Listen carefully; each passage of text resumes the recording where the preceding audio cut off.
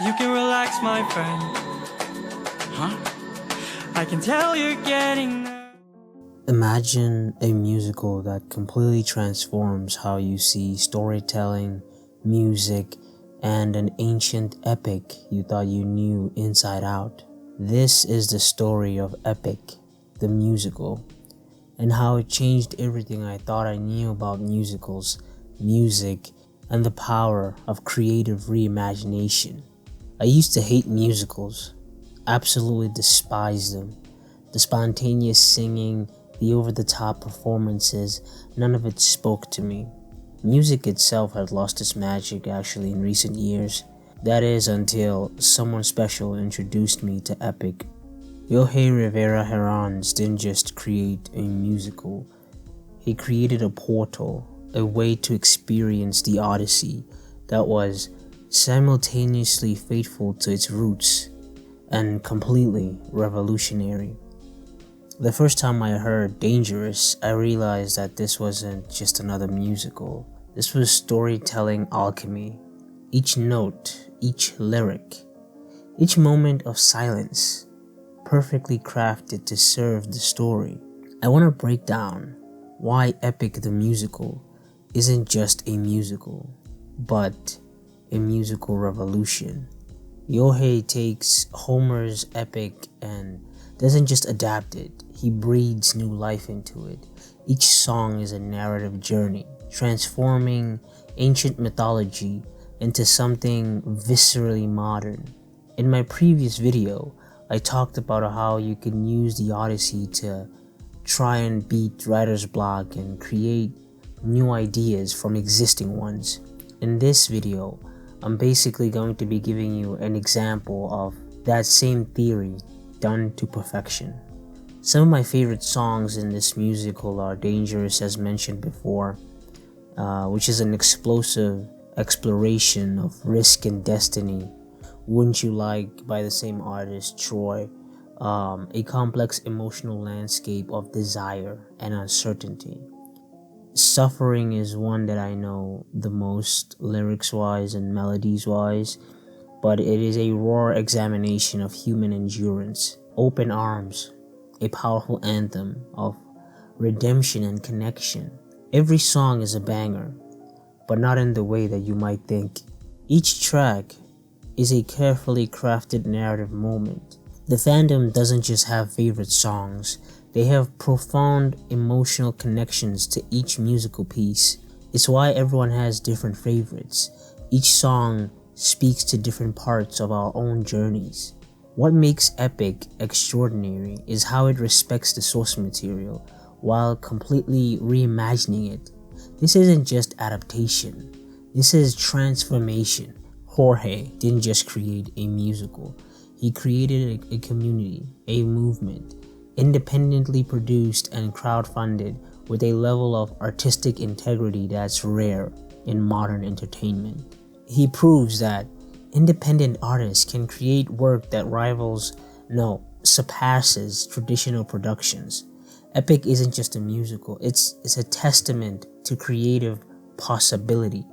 I myself doubted Epic because of the production. When I heard it has no on-stage theater or movie adaptation or whatever, I was very confused as the format of this musical, but more on that later. Now let's embark on an odyssey through each saga, exploring how Yohei transforms Homer's classic into something uniquely powerful. How I'm going to tackle each saga breakdown is just lightly glossing over the plot points and the musical foundations without giving any spoilers. First, the Troy Saga. The Troy Saga is basically about the weight of leadership and impossible choices. We finally get introduced to Odysseus as a complex hero. We see the seeds of hubris that will shape the journey, and we see Homer's post-war beginning transformed into active conflict. The music in this saga focuses on how the music establishes character themes and the blend of classical and modern elements.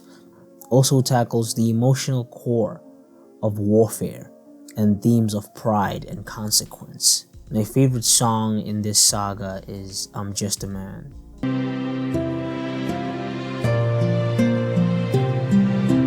As it is a very deep song with so many nuances that you can only notice after listening to the whole musical and coming back to the specific song, and only then will you understand the layers of the song and what it means exactly to the characters and the story itself.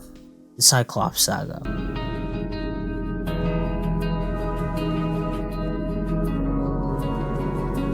This is where psychological horror meets Greek mythology.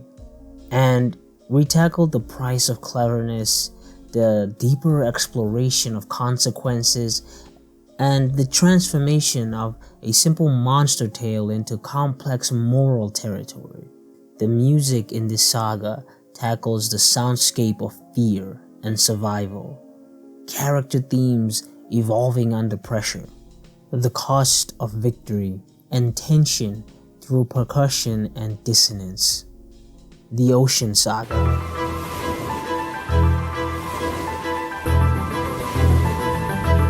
This saga is about leadership in crisis. We expand a brief passage into epic storytelling, the weight of command, the loss and sacrifice at sea, the isolation of leadership. The music in this saga tackles how the score captures nature's fury, the rhythm of survival, themes of isolation and determination, and the sound of nature's wrath. The Circe Saga. My first time listening to Epic the Musical, the Circe Saga was my favorite saga by far. The Circe Saga shows us that Circe is more than a seductress. It has complex explorations of power and choice, the price of staying versus leaving, and a modern interpretation of ancient magic. Whereas the musical side shows us seductive melodies meeting psychological depth, themes of transformation, the sound of temptation and resistance, and of course, magical elements in musical form. And then we have the Underworld Saga.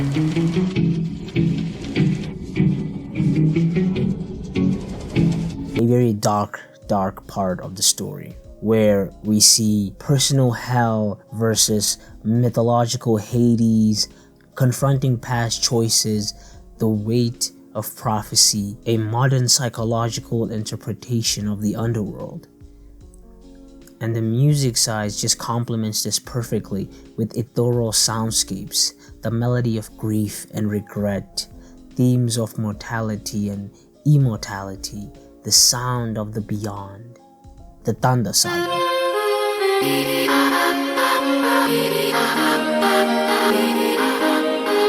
I just want to mention Luke Holt, who does the voice and the songs for Zeus, as one of the most powerful voices I've ever heard. How he captivates the character of Zeus in his vocals is just incredible.